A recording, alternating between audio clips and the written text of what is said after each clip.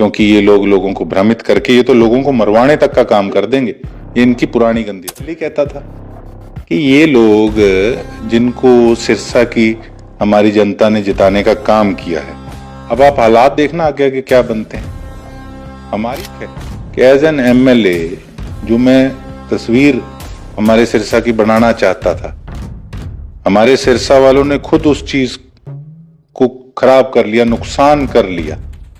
कहता है जी मैं इसमें क्या कर सकता हूं। ये रियलिटी है। वोट आपने जिसको डाला, जिसको इस योग्य बनाया, जिनको, अब काम वो लोग करेंगे, इसमें हम भी क्या कर सकते। बयान विवादों में है, जिसके बाद वो शांति स्वरूप जी ने भी कहा कि उसमें न सिर्फ उन्हीं की इंसल्ट हुई, उनके समाज की इंसल्ट हुई है। क्या कर लेंगे? किस प्रकार से इंसल्ट हुई है जी? क्यों भड़का रहे हो लोगों को? किस बात पे भड़का रहे हो? वो मेरा भी समाज है। क्या बोला मैंने? यही हम किसी को बोल ही देते हैं कि भाई अगर आप बन गए तो फलाने के इशारों पे मत नाचना, अपना काम करना, आप में काबिलियत है, ये कहते हैं।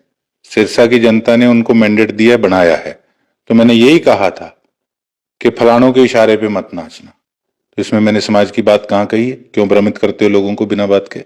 इसके बाद उनका समाज पुतले भी फूक रहा है। इस पे राजनीति है। पहले गुर्जर समाज को भड़काने का काम किया। दर्द तो कुत्तों कहने का है कि कुत्ता किनको कहा है।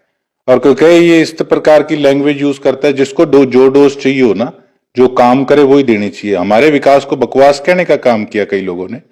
गौ माता को हमने जो कूड़ा प्लास्टिक खाती थी, उनको हमने 1400 बेसहारा पशुओं को गौशाला भेजने का काम किया। उसको ये लोग बकवास कहते थे, तो आज पेट में दर्द हो गया।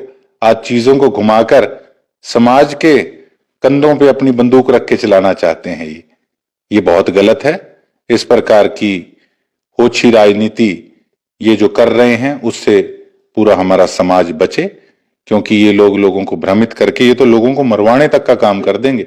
ये इनकी पुरानी गंदी राजनीति है। विधायक जी, जैसे कि कल एक प्रेस कॉन्फ्रेंस में शांति स्वरूप जी ने बताया, उन्होंने शीर्ष नेताओं को जैसे कुत्ता बताया। उन्होंने अपने मुख से नायब सिंह सैनी जो मुख्यमंत्री जी हैं उनको बताया, और कृष्ण बेदी जी को बताया। जी मैंने बोला कोई? इसका मतलब ये अपने नेताओं को भी नहीं बख्श रहे।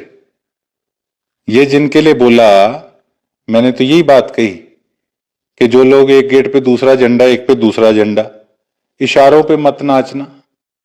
इशारे वो तो जिस पार्टी के हैं वो तो है ही है, इसमें तो कोई किंतु परंतु है ही नहीं। लेकिन जो लोग इशारे पे नचाना चाहते हैं, मैं तो ये देख के हैरान हूं इनके नव निर्वाचित जो इनके प्रधान हैं कि वो किस प्रकार से चीजों को घुमाकर अपने नेताओं को भी नहीं बख्श रहे। बड़ी दुख की बात है।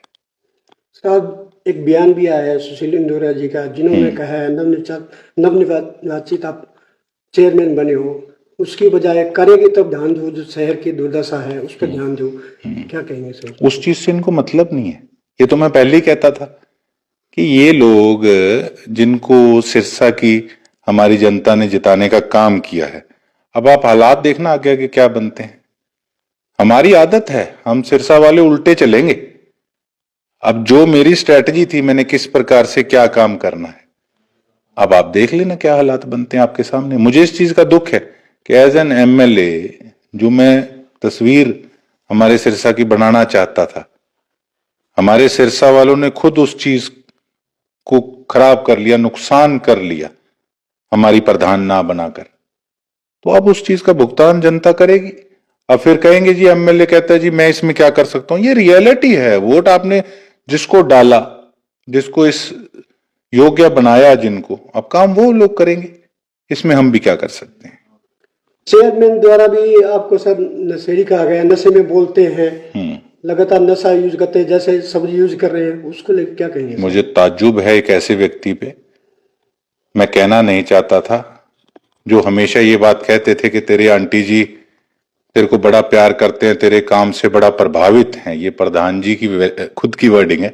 उनसे बोलना, नहीं तो हमारी आंटी जी के सिर पे हाथ रख के कसम खाओ। नहीं बोलते थे, बोलते थे कि तेरी आंटी बहुत प्रभावित है काम से, और पूछना कि हमारी आंटी जी ने वोट विधानसभा में किसको डाला था।